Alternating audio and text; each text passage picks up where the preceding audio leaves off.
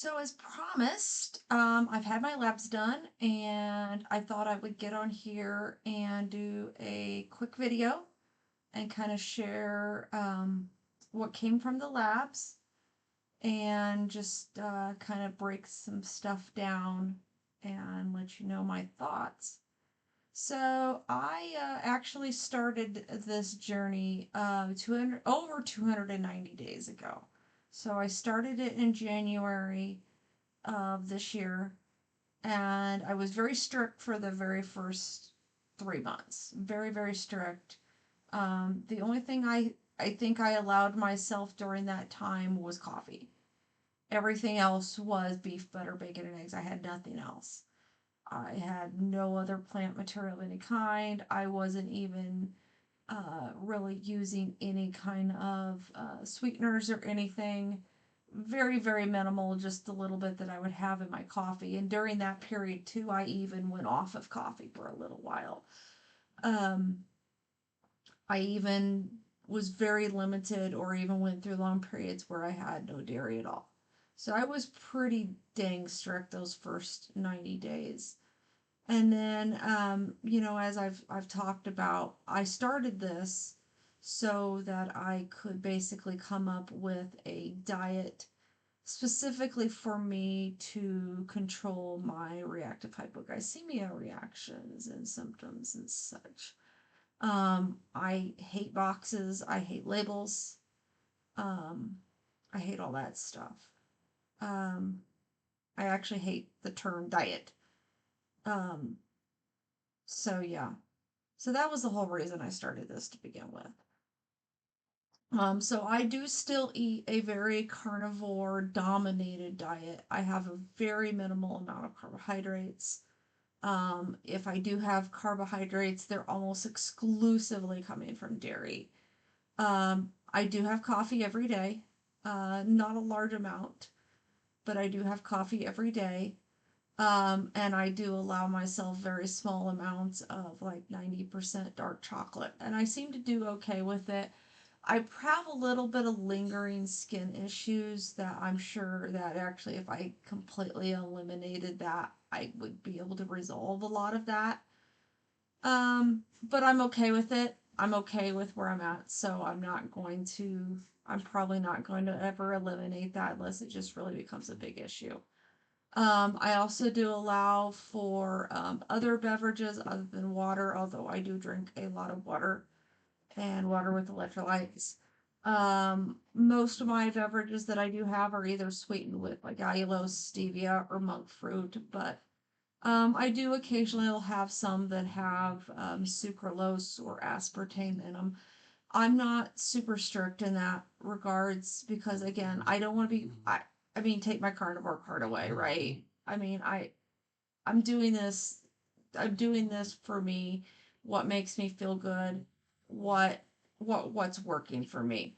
And it's working for me. So, I am still doing that, though I would like to try to consume a little bit less. I don't seem to have any ill effects from it, um, so I have no plans to eliminate those things.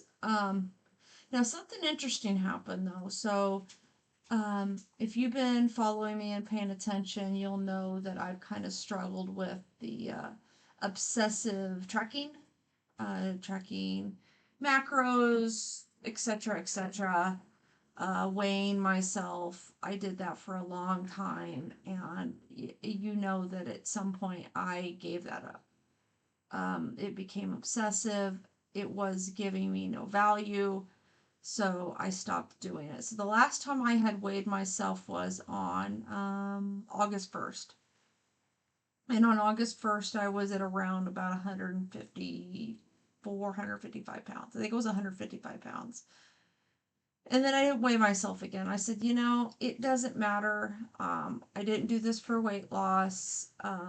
As long as my weight's not an issue, I'm not having any ill health effects, and I'm showing progress, and especially no regression, I'm just not going to worry about it. But of course, when you go into the doctor's office, the first thing they do is they weigh you. So on October 10th, was when my appointment was. I went in and I was 169 pounds. Crazy. So I had put on 14 pounds, or should I say, I put back on the 14 pounds that I had lost since January because it ended up being a net zero. So it's about right where I was when I started this, which was interesting. I was a little surprised by that. Um, but when I look at pictures, and at some point I'll figure out how to embed pictures in these videos and stuff. I really don't know how to do any of that. So when I looked at pictures of myself comparing my body composition from January or right at the end of December until around this time of this appointment, I was the exact same weight.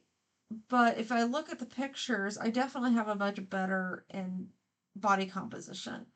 I'm definitely less inflamed, less bloated.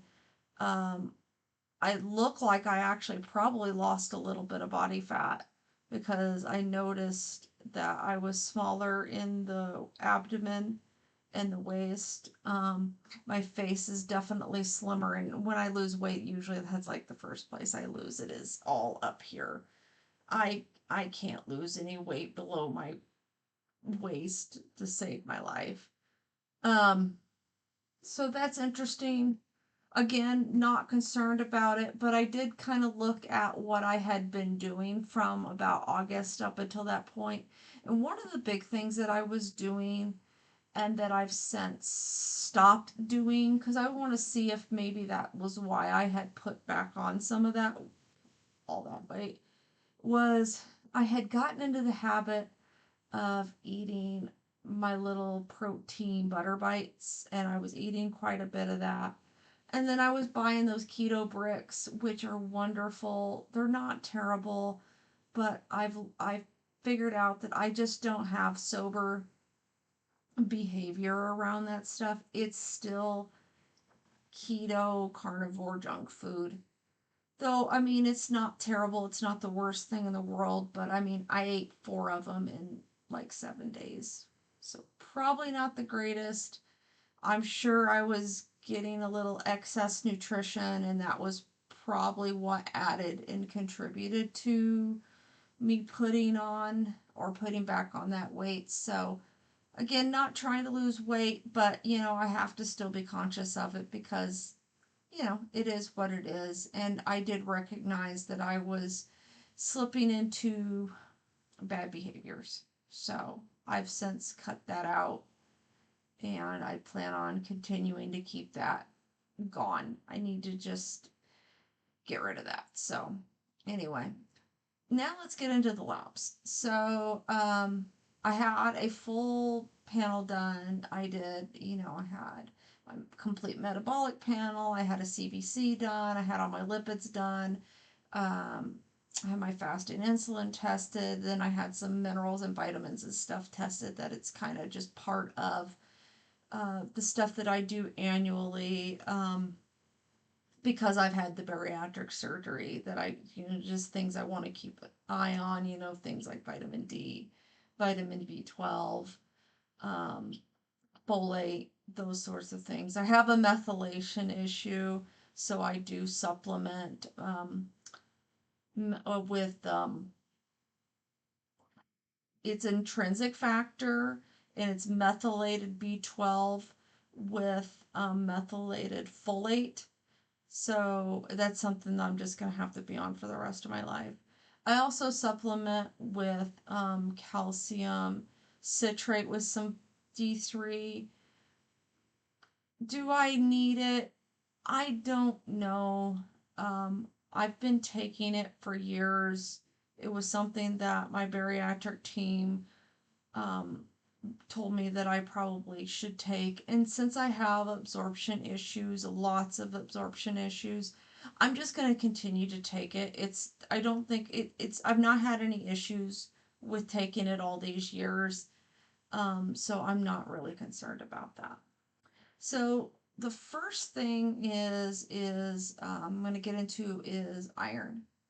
I've heard from some other people that have actually quit carnivore because of iron concerns. My iron is actually really good. I think a lot of it, that these numbers have something to do with just, my absorption status. So my iron, my serum iron, which is the iron that's circulating in my blood, was actually quite high. I was 209, which was way above range. But my ferritin was quite low. I was at 28, which is good. So it means that I'm not storing a lot of that iron. So, I mean, I would expect that my circulating iron is going to be on the higher end, as I do eat a lot of red meat. I eat red meat every single day. So, I have no concerns. Um, I think these numbers are completely reasonable. I have no symptoms of anemia or anything like that now. My hemoglobin is on the lower end. I was at 12.5.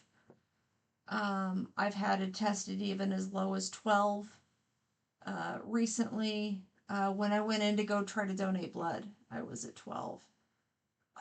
So I can't donate blood. Kind of sucks. I kind of wish I could, but my hemoglobin is just too low. Um, but everything else was good. I mean, those numbers were great. I have no issues with that, no symptoms, no problems. So fantastic. Um, uh, Now we're going to get into blood sugar. And I also had a fasting insulin tested. So my last test, which was about a year ago, it was at 75 milligrams per deciliter, which is great. I was at 79 this time, so nothing's really changed there. Nothing's really changed with my HbA1c. I was 4.8% the last time I had it tested about a year ago, and I was at 4.9% this time. So fantastic. Kind of what I expected. I didn't expect that to really change much at all. My fasting insulin, though, was interesting. So I've noticed a trend because I've had my fasting insulin tested a few times over the years. The last time I had it tested was about 18 months ago. So it was a little bit longer. And it was at 4.3. And I think before that it was at like 5 something. But this time it was at 2.9, which is quite low, which is not at all surprising considering how very low carbohydrate to almost no carbohydrate some at periods that my diet has been. I don't have a lot of variability in my glucose throughout the day when I do wear a CGM, which I don't wear a CGM all the time, but I do wear it periodically.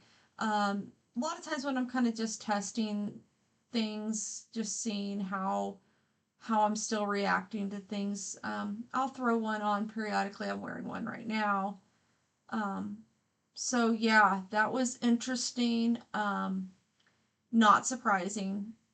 I'm gonna keep an eye on that because I've heard some things about you don't want to really let that number to get too low because I've heard, I don't know, I need to look into it, but I've heard some things about it getting too low and then making things worse. But I think that's in the context of people that aren't dealing with reactive hypoglycemia. Um, it might be totally different for me. It's something I need to look into. I don't know a whole lot about it. But anyway, 2.9 is fantastic. Um, so I calculated a HOMA IR from all those numbers, and I got a 0.57, which means I have very high insulin sensitivity. Not, again, not surprising. That just means that I'm using sugar or whatever glucose that I am getting, which is almost zero, pretty much zero most of the time. I'm using it really, really efficiently. And it also would explain why I'm having so much great control with my reactive hypoglycemia. I mean, I have in the over the almost 18 years that I've had reactive hypoglycemia, this has been the obviously the absolute longest that I've ever gone without a single reaction of any kind. Um, it's just amazing. I feel like I have a new lease on life for sure. So I have really good glucose variability, and yeah, so I'm just doing really good. Those numbers are fantastic. So no concerns. Now, let's get into the lipids. So I'll tell you, I'll be honest. When I first decided to do this, this did concern me a little bit. I've since learned quite a bit about cholesterol and triglycerides and all those things since then. But I have a family history uh, of people, a lot of people in my family having strokes, dying from strokes. So this was of course, of a concern to me. And I remember when I told my mom that I was doing this, the first thing she said was like, she started going off the rails about this, and it's a true concern, and understandably so. So my total cholesterol was 191, so it did go up. Um, I kind of expected that now that I know what I know about cholesterol in the context of a higher fat diet, and I eat a fairly high fat diet. I would say I'm probably around 75% plus most days. But not a concern because now my LDL was 94. Okay. Now, the biggies though, HDL and triglycerides.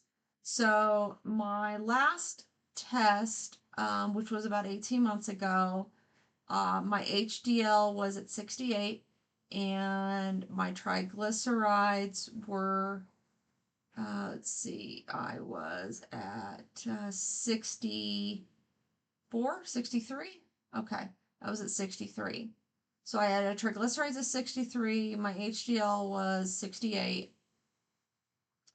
This time, my HDL was 88, so an increase of 20, and my triglycerides dropped to 44.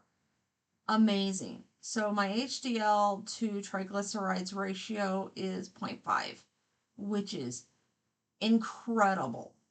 Absolutely incredible. Um, I was shocked by this. Uh, my doctor hasn't said anything. I think she's probably maybe equally as surprised. Um, because when I consulted with her before we had the labs done, I was telling her how I've had no reactions with my hypoglycemia, how all these, my constipation had resolved itself, how, my psoriasis had almost completely cleared, how I've cleared most of my rosacea, um, and just all these things, no more bleeding gums, etc., all these things. And when I was asked, well, what did change? And I said, well, I did change. I did make a pretty drastic change to my diet. And when specifically asked what I did, I said, well, I pretty much eat a carnivore diet. Like it's very, very low carb, um, animal based. Um, she was surprised, but one of the first things she said to me was, well, let's see what your lipids look like. Um, because we're still believing this nonsense, I guess, about um, you know, fat makes you fat's going to give you a heart attack, etc., etc. So really great, fantastic. The last thing was so my liver enzymes. Now, context. So I lift weights pretty regularly. Um, Fairly intensely, not always, but frequently. Less than 24 hours before I had my labs done, I had done a quite intense lower body leg day workout in the gym. I think I pushed close to 24,000 pounds that day. So quite a bit of volume. And what'll happen is that will cause your liver enzymes to get elevated. Um, and they can even last up to a couple days. I also eat a very pretty high protein diet too. So there's that. But so when your muscles are going through repair, your enzymes are going to be on the higher end. I've had many tests over the last 5 years of elevated liver enzymes. Um, I've had ultrasounds done to check for the potential of fatty liver. I've had other labs done, and the doctors don't seem to have any concerns with the fact that I just have elevated liver enzymes. So, no issues there.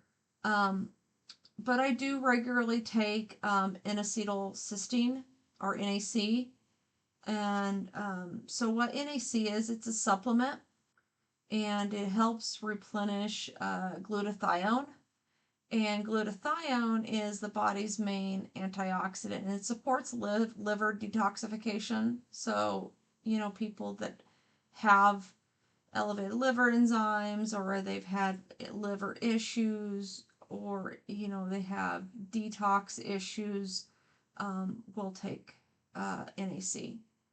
And as you age, your glutathione will deplete as you age. So it's just it's a good supplement.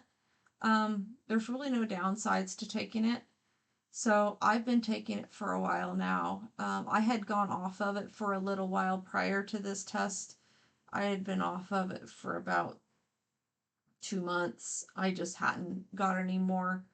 I've since gone back on it.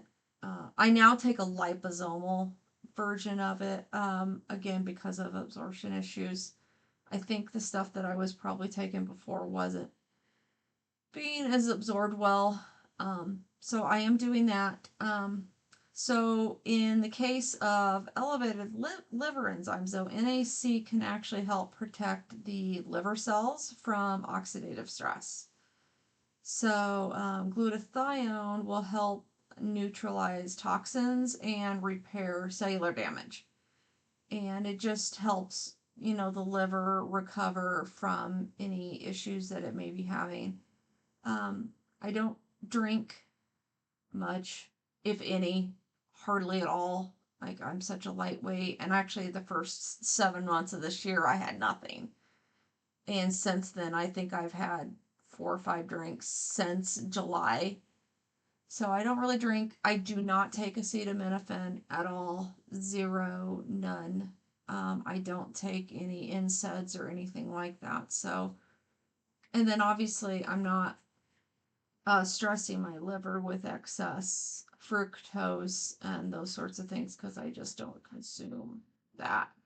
I occasionally will have a bite of an apple, or like today I had a couple bites of a pear, or I'll have a little bit of fruit, but it's not enough to be an issue. So, not really worried about the liver enzymes. I'm doing what I need to do to address any potential issues there. But otherwise, these numbers, these labs look fantastic. My doctor, like I said, was absolutely surprised and shocked to hear some of the things that I have noticed improved or have resolved itself just from a dietary change. I know that. Oh yeah, the thing about the brain fog and the ADHD issues. Uh, she she was really interested in that. She thought that that was great. She goes, "You used to have brain fog before," and I said, "Oh yeah." And I said, "I'm sure that a lot of it came from just the fact that I was having all this glucose swings throughout the day." I said, "I always thought I had ADHD, and and maybe I did, but I said, I'm just so much better with being able to focus for long periods of time on things, and I'm just so much more productive." And I said, that was something that I just was not expecting. Like, I knew that ketones were going to give me a little bit of mental clarity. It was very profound. And just the amount of energy, even now, 292 days later, I still have incredible bouts of energy and clarity, and it's just been absolutely amazing. So, anyway, um, yeah, fantastic. So, I'm feeling great, doing great. My plans going forward is to not really change anything. Like I said, I did eliminate the keto carnivore junk food that I was having um, every day. I did get rid of that. I do plan on doing a reset um, just for myself at the first of the year. Just do a 30 to 60 day, just a beef, butter, bacon, and egg reset. And I'll probably keep coffee in, but I'll probably eliminate dairy or very limited it to just maybe the little bit of heavy cream that I put in my coffee. Just cleaning it up as much as possible and just kind of resetting things and starting anew. Uh, no particular reason, just thought it might be a good thing to do. Anyway, I hope you're all well and I hope you found this at least somewhat interesting. I know it was kind of long winded. I don't know how to do anything small, so it is what it is. Anyway, get out, get yourself some sunshine, and eat your meat. Have a good day. Bye.